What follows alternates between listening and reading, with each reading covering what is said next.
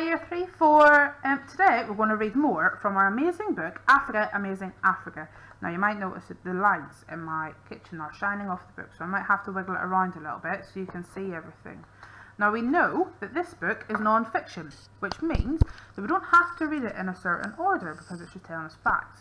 Today we want to look at South Africa and Swaziland. Now South Africa is obviously going to be in southern Africa, so let's have a look and see if we can find which page it's on. Angola, Botswana, Lesotho, Malawi, Mozambique, Namibia, South Africa, and it's on page 18. So let's go to page 18. Now today we're going to be learning about two different leaders, one from South Africa and one from Swaziland. Now as I read, I want you to listen to what type of leaders you think these people were.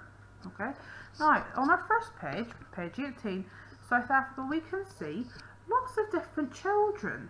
Now these children are all of different colours and ethnicities, and they're all playing together.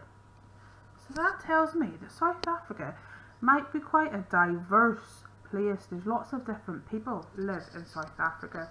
Let's read on and see. That says, South Africa is called the Rainbow Nation because of its mix of white and black and Asian people. Once there was a terrible conflict between the groups when some of the white people decided that they were better than anyone else and kept jobs, land and education just for themselves. Other people, like Nelson Mandela, fought for everyone to be considered equal. Now, the battle is over and South Africans are working together for peace. It is one of Africa's most modern countries. There are big cities like Johannesburg and Cape Town with football stadiums, shopping malls, mansions and ghettos, where all sorts of different people live and work and play. Nelson Mandela was the first black South African president. During the conflict, he was kept in prison for 27 years. He was told he'd only be freed if he stopped fighting for equality for all South Africans. He always refused.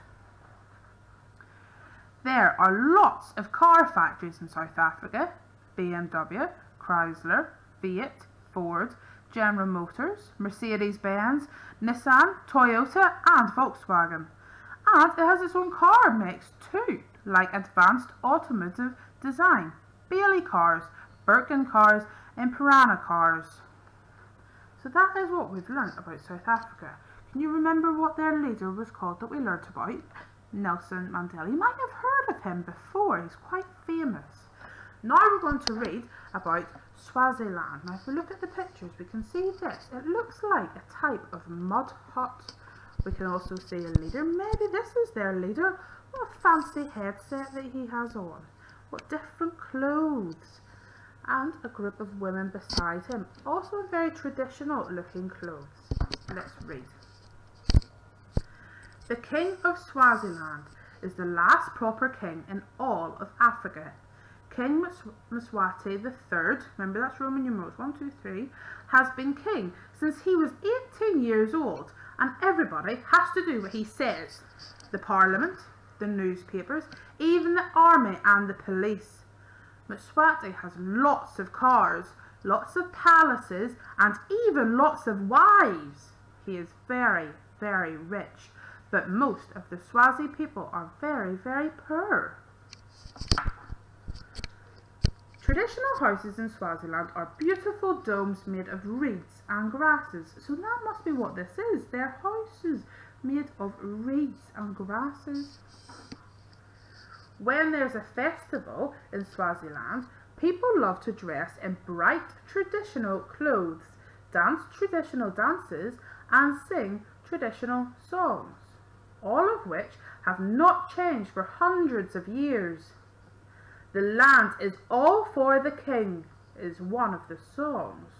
Ooh, that's interesting.